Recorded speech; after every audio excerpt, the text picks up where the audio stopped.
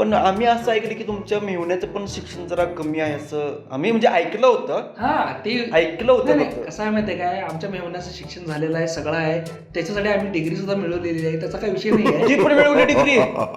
मग आता त्याने इतकी परीक्षा दिली, एवढा अभ्यास केला म्हटल्यावर त्याला डिग्री मिळायला नको.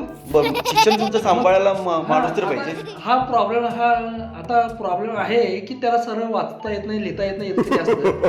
पण आता एवढं बघा, त्यानं डिग्री मिळवल्या म्हटल्यावर त्याला कुठल्या तरी मोठ्या पोस्टवरती बसवायला हवं. साहजिकच. हा, म्हणून आम्ही त्याला आमच्या शिक्षण संस्थेचा ट्रस्टी केलेला आहे.